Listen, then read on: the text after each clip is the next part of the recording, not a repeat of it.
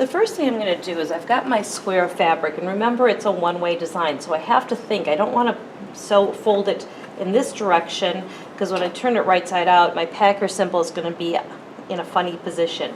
So I want to make sure it's lined up. I'm folding the right sides together. So to start out with, I want to just do a 5/8 of an inch seam. So I'm just going to do a hand press, and I'm going to sew this time using the 15 marking on your sewing machine. This will give you a 15.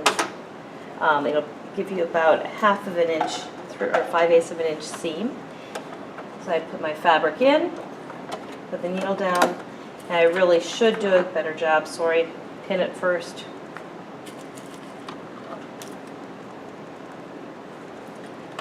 Put the needle in, keep that edge on the 15. Sew, back tack. Go forward, take the pins out.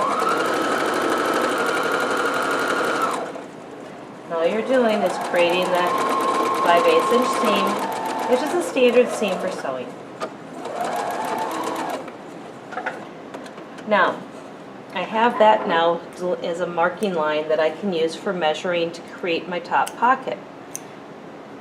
I'm just going to move my machine back for a minute. If you look on my fabric, I'm going to match up the line of the pocket, the line I just sewed, on the edge of the fabric. That gives me a nice line, and I might make it just a little bigger because when I go to fold it, I'll lose a little space. And now on the other side, I'm going to take my tailor's chalk or my marking pencil and draw a line. This is a line to sew on. Do not cut on this line. Remember, you should not cut fabric without having asked the teacher first, because many times people will cut this and now their pocket is too small and it's going to look silly. I'll move the machine back. I'm ready to sew the other portion of this.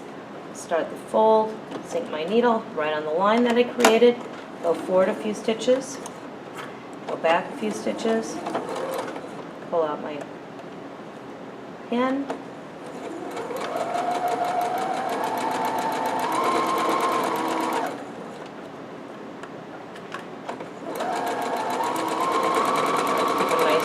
line there, back tap, and now my pocket is going to be ready for the next step. We're going to move over, and we need to do a little more ironing. And again, we're cutting off all of our threads so we can throw those in the garbage.